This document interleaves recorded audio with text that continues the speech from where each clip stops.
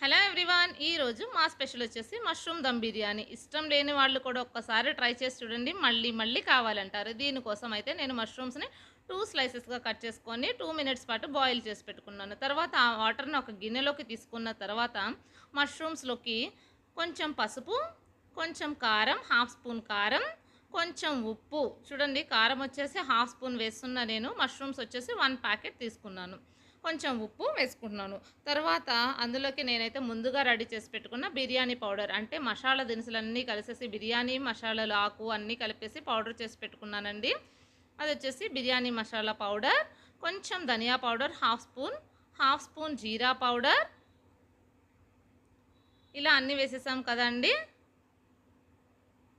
ఆ తర్వాత అందులోనే కొంచెం అల్లం వెల్లుల్లి పేస్ట్, ఒక చిన్న టేబుల్ స్పూన్తో అల్లం వెల్లుల్లి పేస్ట్ కూడా యాడ్ చేసుకున్నాము. చూడండి, ఇవన్నీ కూడా యాడ్ చేసిన తర్వాత అందులోనే ఒక చిన్న నిమ్మకాయ, అంటే ఒక చిన్న నిమ్మకాయ, ఇదంటే ఎక్కువ క్వాంటిటీ చేయట్లేదు కదండి, అందుకని ఒక చిన్న నిమ్మకాయ అయితే ఇలా కట్ చేసుకొని స్క్వీజ్ చేసుకుంటున్నాను. దీనిలో నిమ్మకాయ వేస్తే చాలా బాగుంటుందండి. ఎప్పుడైనా కానీ బిర్యానీలో మర్చిపోవద్దు, ఎప్పుడైనా కానీ బిర్యానీకి మంచి టేస్ట్ వచ్చేది నిమ్మకాయ, చాలా బాగుంటుంది. అంతేకాదండి, దీంతో పాటు పెరుగు కూడా చాలా టేస్ట్ వస్తుంది.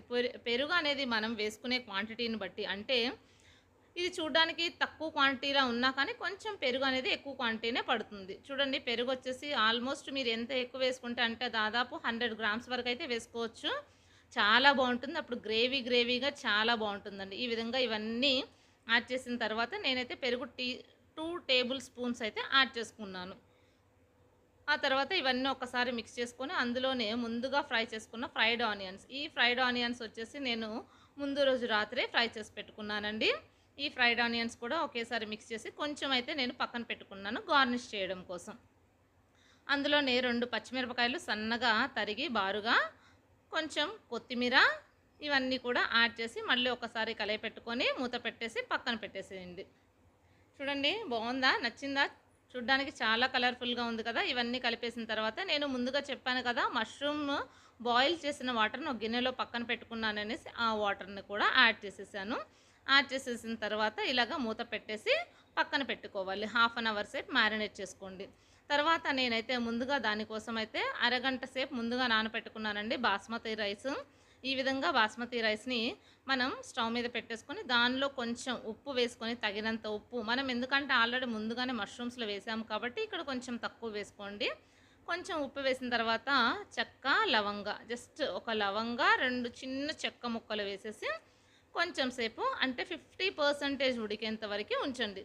50% ఉడికిన తర్వాత మనం మ్యారినేట్ చేసి పెట్టుకున్న ఈ మష్రూమ్స్లోకి కొంచెం, అంటే ఇప్పుడు బియ్యంని బాయిల్ చేసాం కదండీ, అంటే బియ్యం వండుకున్నాం కదండీ, 50% వరకు ఆ వాటర్ని అయితే నేను యాడ్ చేస్తున్నాను.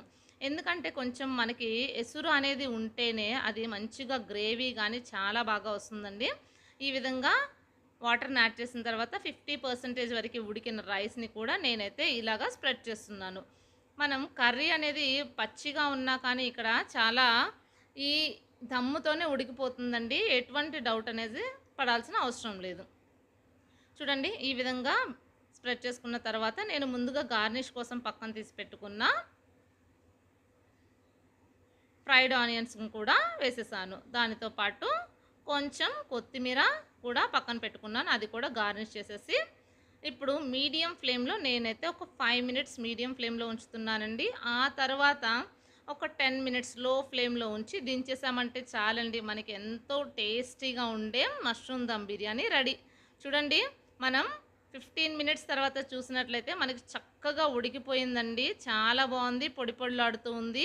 అసలు బిర్యానీ కూడా చూడండి మంచి కలర్ఫుల్గా ఉంది కదండి. దీనిలో ఎటువంటి కలర్స్ అనేవి యాడ్ చేయక్కర్లేదండి. మనం వేసిన పసుపు కారంతోనే మంచి కలర్ కానీ, అసలు ఫ్రైడ్ ఆనియన్స్తో అసలు ఎంత ఎమ్మీగా టేస్టీగా ఉంటుంది. చూడండి, బాగుందా, చాలా పొడి పొడిలాడుతూ వచ్చింది కదండి. అంతే, ఎంతో రుచికరమైన మష్రూమ్ దమ్ బిర్యానీ రెడీ. అయితే ఒక సబ్స్క్రైబ్ చేయరా?